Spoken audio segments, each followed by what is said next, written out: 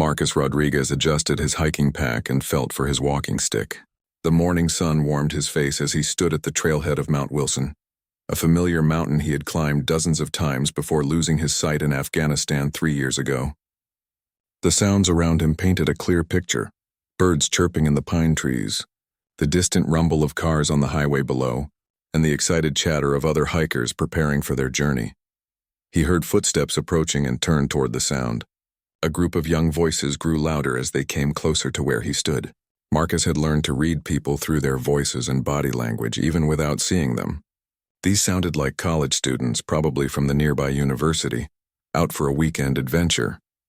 "Excuse me, sir," one of them called out. Marcus could hear the uncertainty in the young man's voice.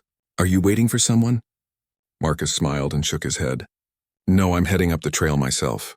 Been planning this hike all week." There was an awkward silence. Marcus sensed the group exchanging glances, probably wondering how to politely tell a blind man that he might be making a mistake.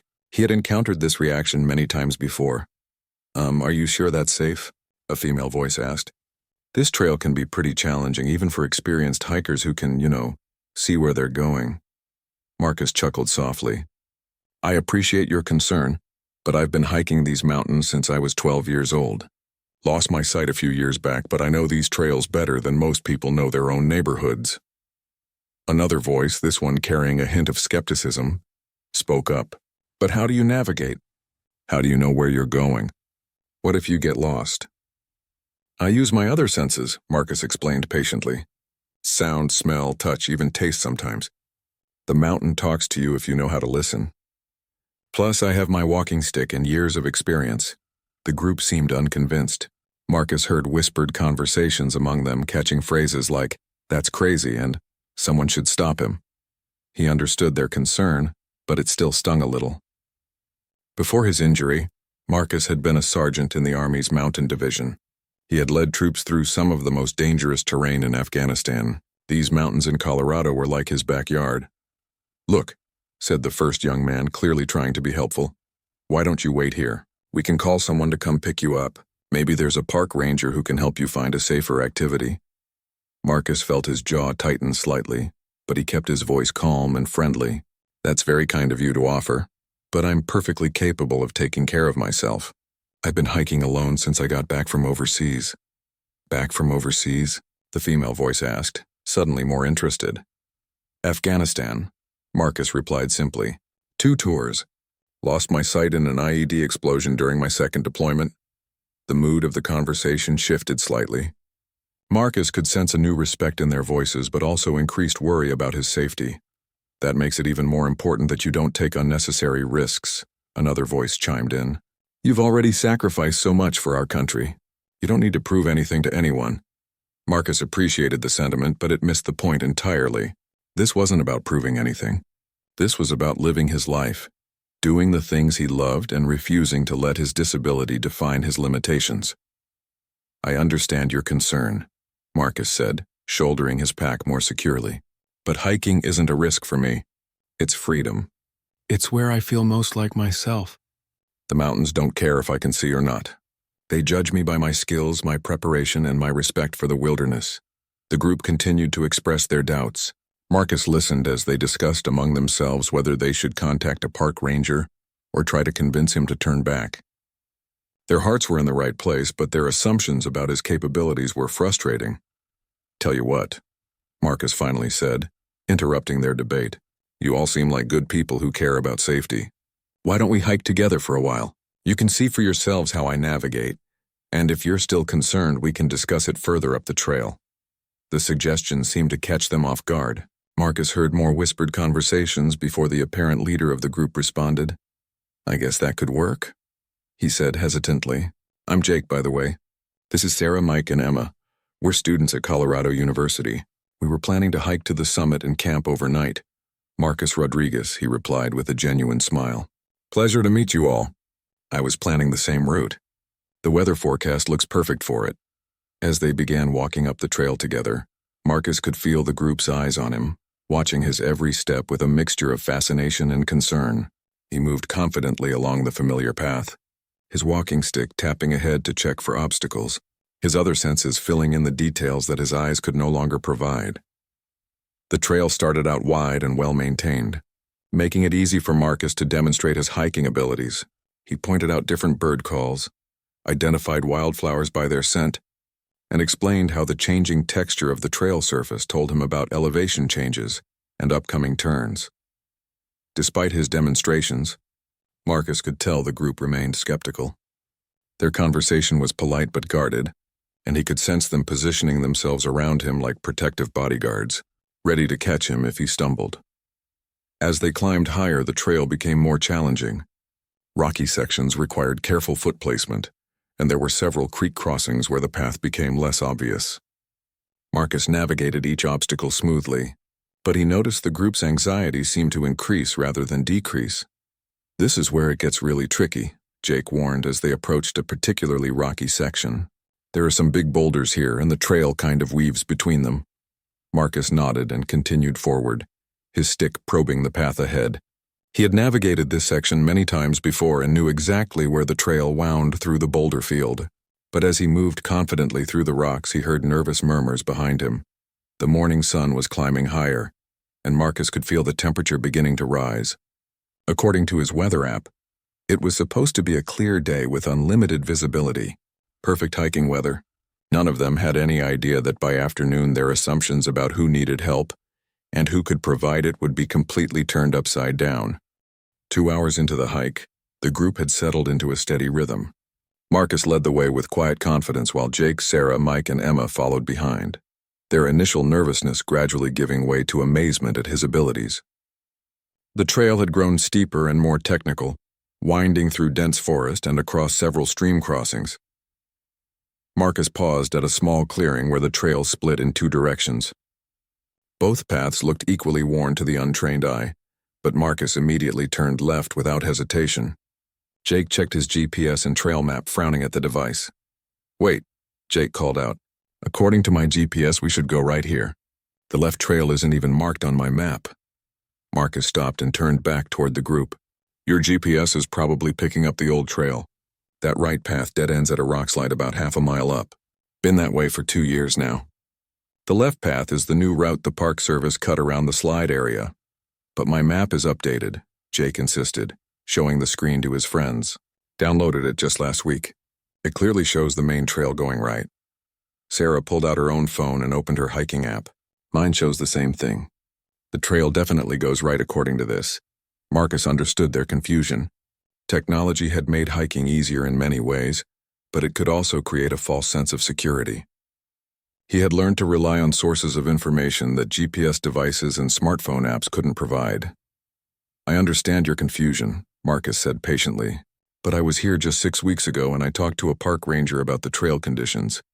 The rock slide happened during the spring snowmelt, and they had to reroute this section. Sometimes it takes a while for the digital maps to catch up with reality."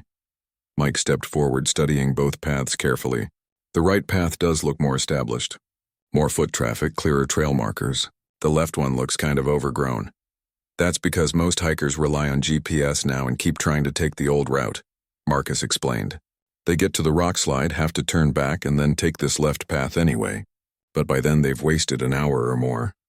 Emma looked uncertain. "How can you be so sure? I mean, no offense, but you can't actually see which path looks more traveled." Marcus smiled. He was used to these questions. "I can hear the difference. The right path has loose rocks and debris that have tumbled down from the slide area. When you step on them, they make a hollow sound. The left path has solid ground and the normal forest sounds you'd expect. Plus, I can smell the dust from the rock slide down the right path." The group exchanged glances. Marcus could sense their internal debate without seeing their faces. Their technology was telling them one thing, but this blind veteran was confidently suggesting something completely different. "Look," Jake said diplomatically, "we appreciate your local knowledge, but we've always relied on GPS for navigation. It's never steered us wrong before. Maybe we should stick with what we know works." "And what we can verify," Sarah added, holding up her phone. "These apps have satellite imagery and everything. They're pretty reliable." Marcus felt a familiar frustration building, but he kept his voice even. Throughout his recovery process, he had learned that people often trusted technology more than human experience, especially when that experience came from someone with a disability. I understand your position, Marcus said. How about this? You all can take the right path and check it out. I'll wait here for you. When you get to the rock slide and have to turn back, we can continue together on the left path. We're not going to just leave you here alone, Emma protested. What if something happens? What if something happens to you on the blocked trail? Marcus countered gently. At least I know where I am and how to get where I'm going. Mike pulled out his own phone and tried to get a better GPS signal. The signal is getting weaker up here anyway. Maybe we should stick together regardless of which path we take. After several more minutes of discussion, the group reluctantly agreed to follow Marcus's suggestion and take the left path. Jake made it clear that he was doing so under protest and would be monitoring their position carefully on his GPS. As they continued up the mountain, Marcus noticed that the students were becoming more talkative and relaxed. They began asking him questions about his military service, his adjustment to life after losing his sight, and how he had learned to navigate so confidently in the wilderness. It wasn't easy at first, Marcus admitted as they walked through a beautiful grove of aspen trees. When I first got back, I was angry and depressed. Felt like my life was over. I had always been an outdoorsman and I thought that part of my life was finished. What changed? Sarah asked. My wife, Marcus replied with a smile. She basically dragged me to a support group for veterans with disabilities. There was this guy there, Danny, who had lost both legs in Iraq. He told me about adaptive sports and showed me that disability doesn't have to mean limitation. It just means doing things differently. Is that where you learned to hike without sight? Mike asked. Partly, but mostly I taught myself. Started with trails I knew really well from before my injury, went slowly, paid attention to details I had never noticed when I could see, gradually worked up to more challenging terrain.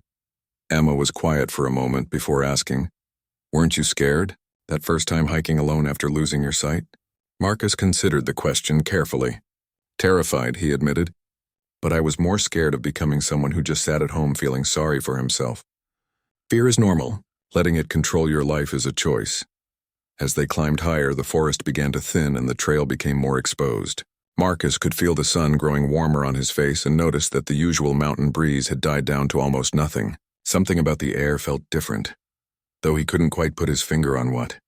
The group stopped for a water break at a scenic overlook. While the others took photos and enjoyed the view, Marcus listened to the sounds around them. Birds were still singing, but their calls seemed muted somehow. The usual insect buzzes were quieter too. Getting pretty warm for this elevation, Jake observed, checking his weather app. Still showing clear skies, though. Marcus tilted his head, concentrating on the subtle environmental cues his other senses were picking up. The air pressure felt different, and there was a faint smell that reminded him of something he couldn't quite identify. How much further to the summit? Sarah asked. About 3 more hours at our current pace, Marcus replied, but we might want to pick up the speed a little. Why? We're making good time, Mike said. Marcus hesitated. He didn't want to alarm them unnecessarily, but his instincts were telling him that conditions might be changing. In the mountains, weather could shift dramatically and quickly, often faster than meteorologists could predict or smartphone apps could update. Just a feeling, Marcus said finally. The mountains have their own personality. Sometimes it's better to listen to them than to weather forecasts. The group seemed puzzled by his comment, but they agreed to maintain a slightly faster pace as they continued toward the summit. None of them realized that Marcus's feeling would soon prove to be their salvation. By early afternoon, the group had covered significant ground and was approaching the final approach to the summit. The trail had become more challenging, with steep switchbacks and loose rock that required careful footing. Marcus continued to lead with steady confidence, while the college students followed behind with growing admiration for his abilities. I have to admit, Jake said during a brief rest stop, I'm impressed. When we first saw you at the trailhead, I thought we'd end up having to rescue you or something. Same here, Sarah agreed. I've never seen anyone navigate terrain like this without being able to see. It's actually kind of inspiring. Marcus appreciated their honesty. I understand the initial reaction. Most people assume that losing your sight means losing your independence. But disabilities force you to develop other skills. In some ways, I'm more aware of my surroundings now than I ever was before. Mike was studying his phone with a confused expression. That's weird. My weather app is still showing clear skies, but look at this. He held up his device, though of course Marcus couldn't see the screen. The barometric pressure has dropped significantly in the last hour. What does that mean? Emma asked. Usually indicates incoming weather. Marcus replied before Mike could answer. Storms, pressure changes, that kind of thing. The electronic sensors in your phone are picking up what the weather satellites might have missed. Jake checked his own device. Mine shows the same thing. But visually it still looks clear. I can see for miles in every direction. Marcus had been monitoring the environmental changes through his other senses for the past hour. The air had a different quality now, thinner somehow and carrying scents that suggested moisture building somewhere nearby. The birdsongs had become even more subdued, and he could feel a subtle change in air movement that suggested shifting wind patterns. Mountain weather can change incredibly fast, Marcus explained as they resumed hiking. I've seen perfectly clear skies turn into whiteout conditions in less than 30 minutes. That's why experienced mountaineers always prepare for multiple scenarios. Have you ever been caught in a mountain storm? Emma asked. Several times, Marcus replied, both before and after losing my sight. It's not something you want to experience unprepared. The combination of cold, wind, rain, and poor visibility can be deadly if you're not ready for it. As they climbed higher, Marcus noticed that his earlier concerns about changing weather were proving justified. The air temperature had begun to drop noticeably, and he could detect the faint smell of moisture that often preceded mountain precipitation. Getting a bit cooler, Sarah observed, pulling a light jacket from her pack. And the wind is picking up, Mike added, securing his baseball cap more tightly. Marcus paused and turned his head, listening carefully to the sounds around them. The wind patterns were definitely shifting, and they carried new scents from different directions. His military training had taught him to pay attention to environmental changes that might indicate incoming weather systems. How much further to the summit? Jake asked, consulting his GPS. Maybe 45 minutes at our current pace, Marcus replied. But I think we should consider our options carefully. What do you mean? Sarah asked. Marcus chose his words carefully. He didn't want to alarm them unnecessarily, but his instincts were telling him that conditions were changing more rapidly than their weather apps were indicating. The barometric pressure drop, the wind shift, the temperature change. They're all signs that weather might be moving in faster than predicted. We need to decide whether to push for the summit or start heading back down.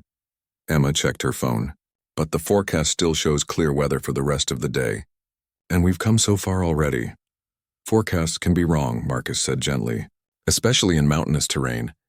Weather systems can develop locally and move in ways that satellites don't always catch until it's too late.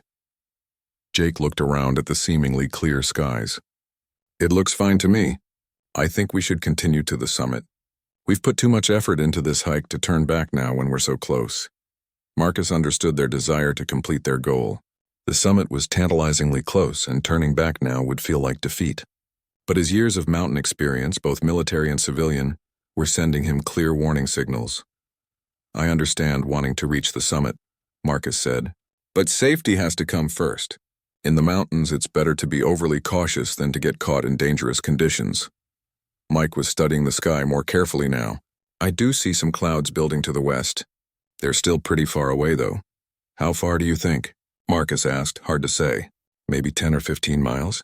They don't look very threatening from here.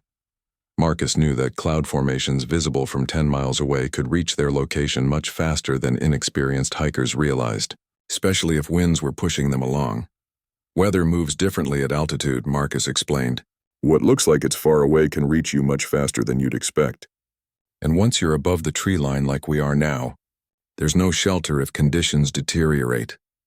The group continued their discussion as they hiked, but Marcus could tell they were leaning toward pushing for the summit despite his concerns. He understood their perspective. They were young, enthusiastic, and the summit was so close they could practically taste success. As they gained elevation, Marcus noticed that the environmental changes were accelerating. The wind was becoming more consistent and carrying new scents that suggested significant weather development. The temperature continued to drop, and the air had that electric quality that often preceded storms. Look, Jake said finally, we appreciate your experience, but we've been planning this hike for weeks. The weather forecast says we're fine and we're so close to the summit. We didn't come all this way to turn back because of a few clouds. Marcus nodded, understanding their decision even if he disagreed with it. I respect that. You're adults capable of making your own choices, But I want you to promise me something. What? Sarah asked. If conditions start to deteriorate rapidly, don't try to be heroes. The summit will be there another day, but if you get caught in a serious storm above the tree line, rescue becomes incredibly difficult.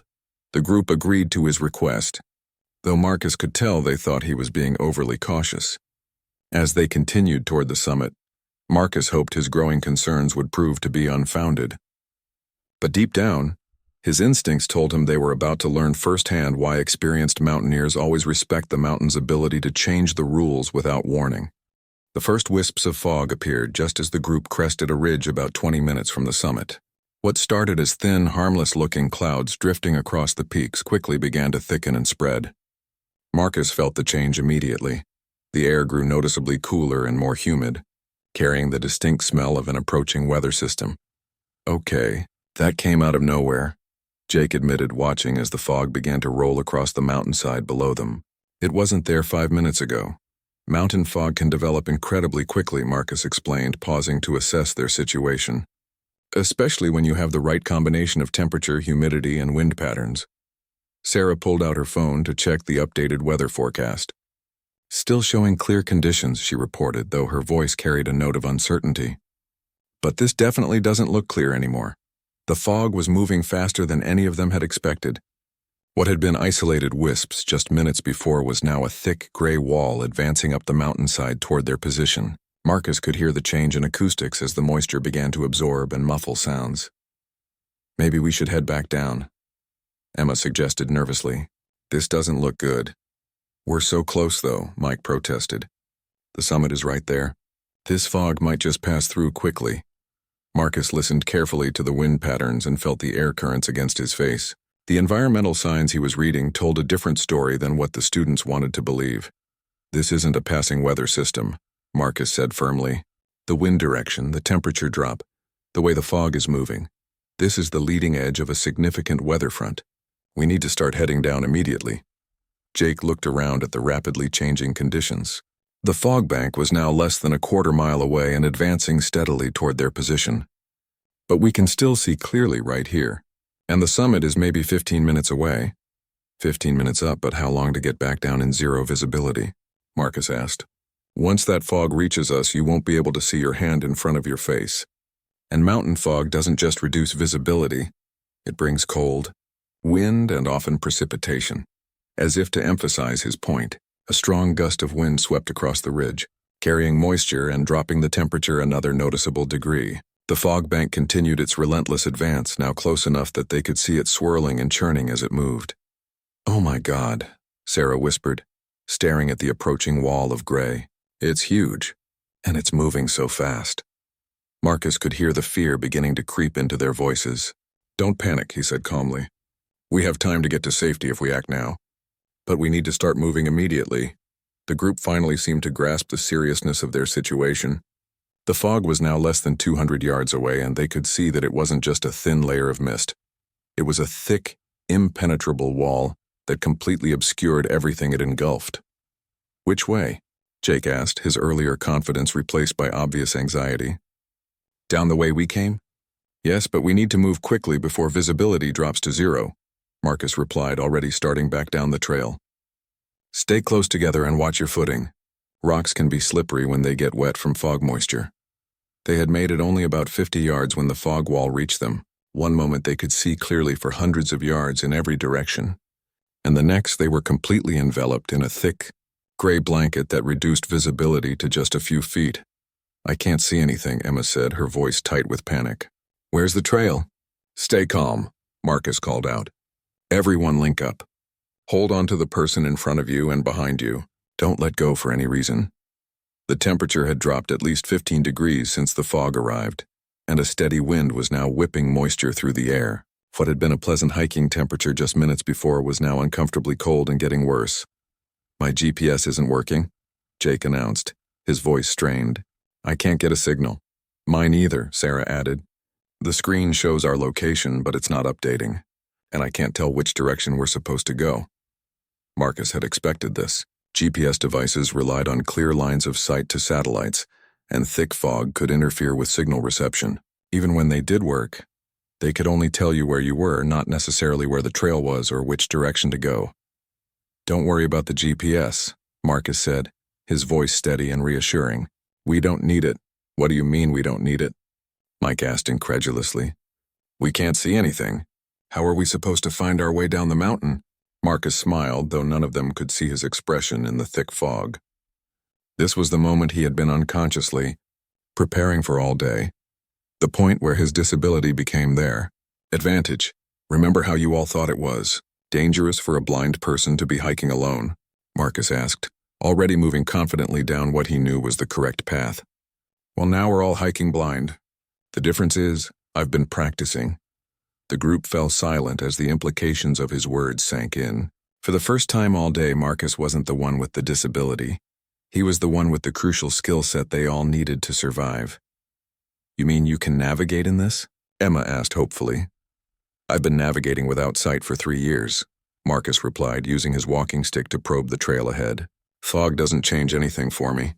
I still have all the same tools I always use: sound, smell, touch, memory of the terrain." Jake's voice carried a note of desperate hope. "You can really get us down from here?" "I can get us down," Marcus confirmed, continuing to move steadily along the trail. "But you need to trust me completely and follow my instructions exactly. No second guessing, no checking GPS, no trying to navigate by sight.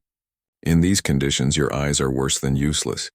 They're dangerous because they'll make you think you see things that aren't there." As they began their descent into the fog-shrouded mountain, the group's entire dynamic shifted. The same students who had questioned Marcus's ability to safely navigate the trail now found themselves completely dependent on his skills. The mountain had just taught them a lesson about assumptions, abilities, and the difference between handicap and advantage. The real test of Marcus's abilities and their survival was just beginning. Moving through the thick fog was like being inside a cold, gray cocoon that blocked out the world beyond arm's reach. The temperature had continued to drop, and moisture from the fog was beginning to collect on their clothing and equipment. What had started as a pleasant hiking adventure was rapidly becoming a serious survival situation. Marcus led the group with steady confidence, his walking stick tapping rhythmically ahead to check for obstacles and verify the trail surface. Behind him, Jake maintained a death grip on Marcus's backpack, followed by Sarah holding onto Jake, then Emma, and finally Mike bringing up the rear. The human chain moved slowly but steadily down the mountain. "How can you tell we're on the right path?" Sarah asked, her voice muffled by the thick air. "I can't see any trail markers or anything." "Multiple ways," Marcus explained as he navigated around a boulder he couldn't see but had detected with his stick. "The trail surface feels different under your feet than the surrounding ground. It's more packed down, fewer loose rocks. Plus the sound of our footsteps changes when we're on the trail versus off it." "What do you mean about the sound?"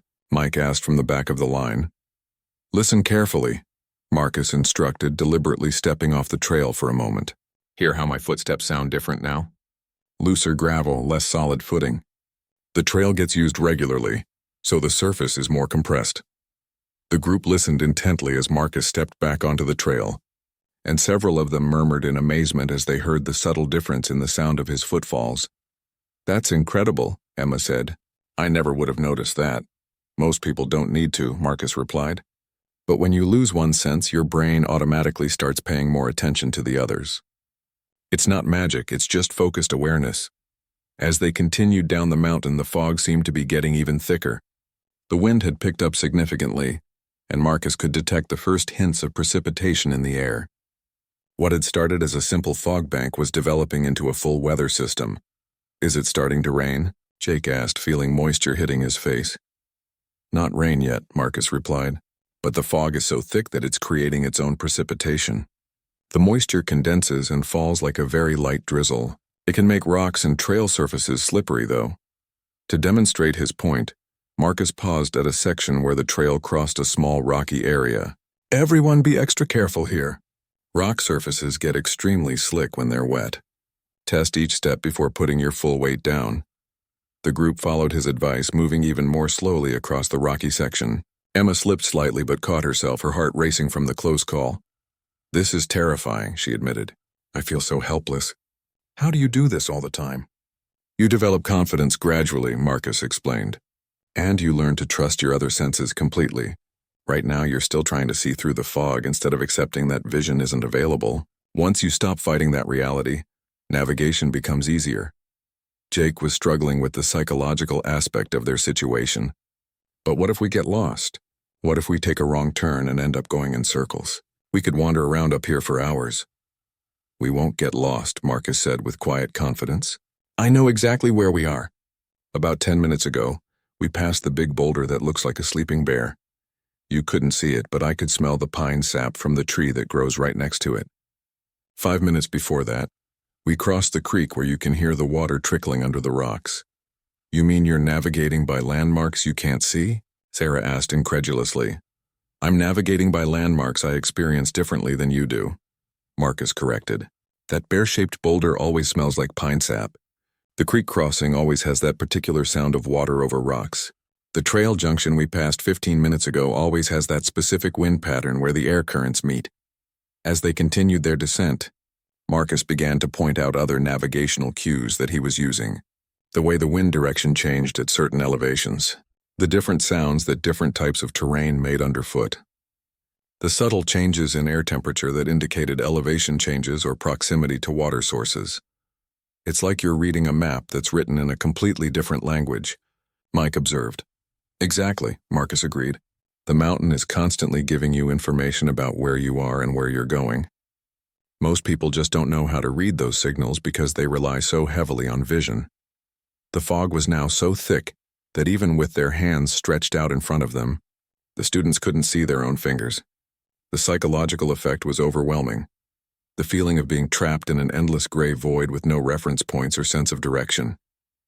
I'm getting claustrophobic, Emma admitted, her breathing becoming more rapid. It feels like the fog is pressing in on us. Focus on my voice and the person in front of you, Marcus instructed calmly. Don't think about the fog or the visibility. Think about each step, each breath. We're making steady progress and we'll be out of this soon. How can you be so calm? Jake asked. Doesn't this bother you at all? Marcus considered the question as he guided them around another obstacle. I spent my first year after losing my sight being angry and frustrated about all the things I couldn't do anymore. But eventually I realized that was a choice. I could focus on what I'd lost, or I could focus on what I could still do and what new abilities I could develop. But this is dangerous, Sarah protested. We could fall off a cliff or get completely lost. Life is dangerous, Marcus replied matter-of-factly. You could get hit by a car walking across the street. The key is managing risk intelligently, not avoiding it completely. Right now, the biggest risk would be panicking and making poor decisions. As if to underscore his point, they heard the sound of loose rocks tumbling somewhere off to their left, apparently dislodged by the wind or moisture. The sound seemed to come from a considerable distance below them, suggesting a significant drop-off just yards from where they were walking. Stay close to the inside of the trail, Marcus instructed, adjusting their path slightly. We're coming up on a section where there's a steep slope on the left side. The group pressed closer together, suddenly very aware of how dangerous their situation could become if they wandered off the trail. Marcus's confidence and knowledge were literally the only things standing between them and a potentially fatal mistake. An hour into their fog-shrouded descent, the weather conditions had deteriorated significantly. What had started as a thick but manageable fog bank had evolved into a full mountain storm system.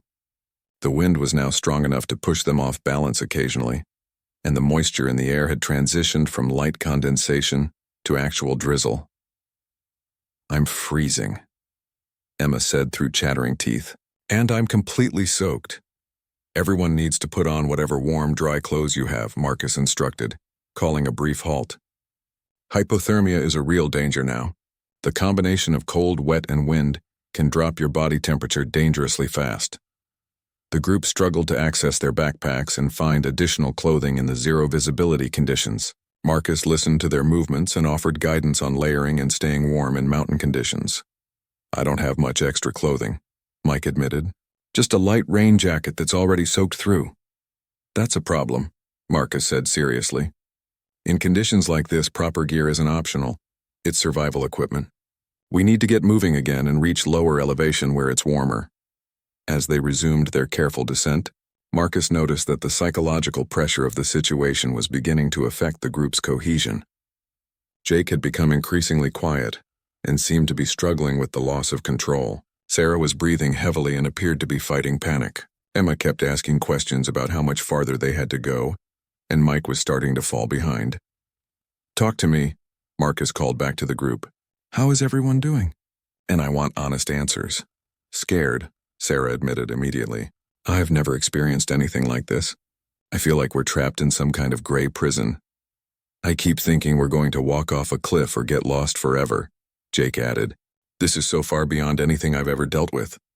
"I can't stop shivering," Emma said. "And my hands are so cold I can barely feel them." Struggling to keep up, Mike reported from the rear. "My legs feel like jelly, and I'm having trouble concentrating."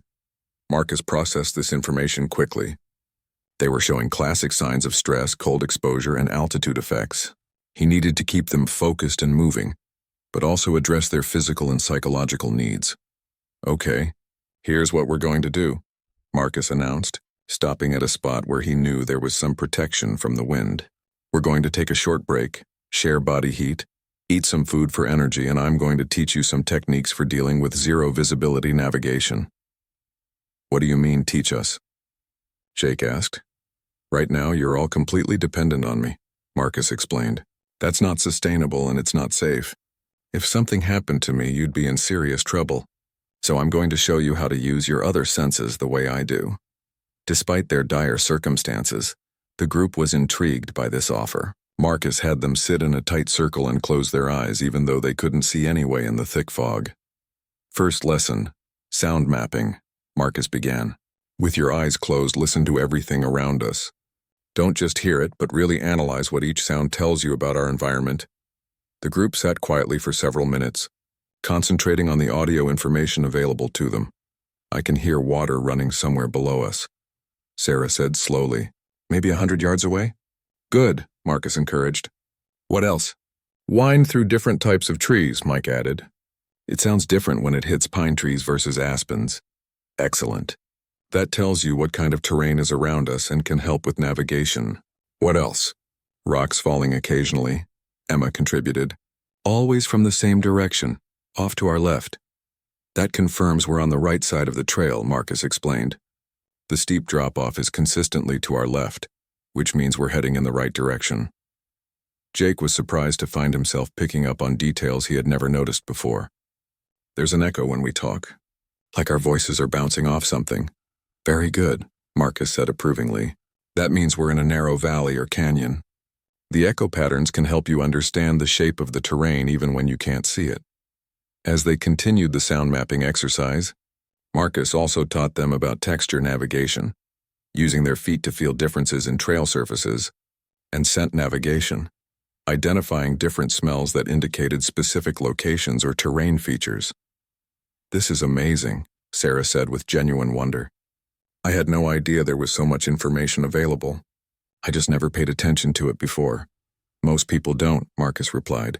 "Your brain filters out a lot of sensory input that seems irrelevant when you can see. But that information is always there if you know how to access it." After their brief training session, the group resumed their descent with noticeably improved confidence. They began calling out obstacles and terrain features to each other, using the techniques Marcus had taught them. "Rocky section coming up," Emma announced, feeling the change in trail surface with her feet. "Wind shift," Jake added. "We must be coming around a corner or ridge." "I smell pine sap again," Mike reported. "Are we getting close to that bear-shaped boulder you mentioned earlier?" "Very close," Marcus confirmed with a smile. The group was learning to navigate like a team instead of just following blindly behind him. As they continued down the mountain, Marcus realized that the fog was beginning to thin slightly at their current elevation. It was still thick enough to limit visibility to just a few feet, but the oppressive, suffocating quality was starting to diminish. "Are we getting lower?" Sarah asked hopefully. "It feels a little less intense." "We are," Marcus confirmed. "Another 30 minutes or so and we should start to see some improvement in visibility. But don't get overconfident. Mountain weather can change again just as quickly as it developed." The group pressed on with renewed energy, their newly acquired skills giving them confidence and their hope of clearer conditions, providing motivation. They had learned that disability and ability were far more complex concepts than they had ever imagined, and that survival often depended more on adaptability and knowledge than on conventional advantages. The mountain had humbled them, but Marcus had shown them that humility could be transformed into strength. Moving through the thick fog was like being inside a cold, gray cocoon that blocked out the world beyond arm's reach. The temperature had continued to drop, and moisture from the fog was beginning to collect on their clothing and equipment. What had started as a pleasant hiking adventure was rapidly becoming a serious survival situation. Marcus led the group with steady confidence, his walking stick tapping rhythmically ahead to check for obstacles and verify the trail surface. Behind him, Jake maintained a death grip on Marcus's backpack, followed by Sarah holding onto Jake, then Emma, and finally Mike bringing up the rear. The human chain moved slowly but steadily down the mountain. "How can you tell we're on the right path?" Sarah asked, her voice muffled by the thick air. "I can't see any trail markers or anything." "Multiple ways," Marcus explained as he navigated around a boulder he couldn't see but had detected with his stick. "The trail surface feels different under your feet than the surrounding ground. It's more packed down, fewer loose rocks. Plus the sound of our footsteps changes when we're on the trail versus off it." "What do you mean about the sound?" Mike asked from the back of the line. "Listen carefully," Marcus instructed, deliberately stepping off the trail for a moment.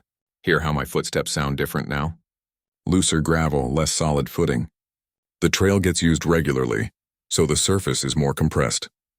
The group listened intently as Marcus stepped back onto the trail, and several of them murmured in amazement as they heard the subtle difference in the sound of his footfalls. "That's incredible," Emma said. "I never would have noticed that." "Most people don't need to," Marcus replied. "But when you lose one sense, your brain automatically starts paying more attention to the others.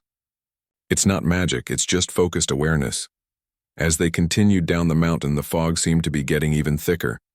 The wind had picked up significantly, and Marcus could detect the first hints of precipitation in the air. What had started as a simple fog bank was developing into a full weather system. "Is it starting to rain?" Jake asked, feeling moisture hitting his face. "Not rain yet," Marcus replied, "but the fog is so thick that it's creating its own precipitation.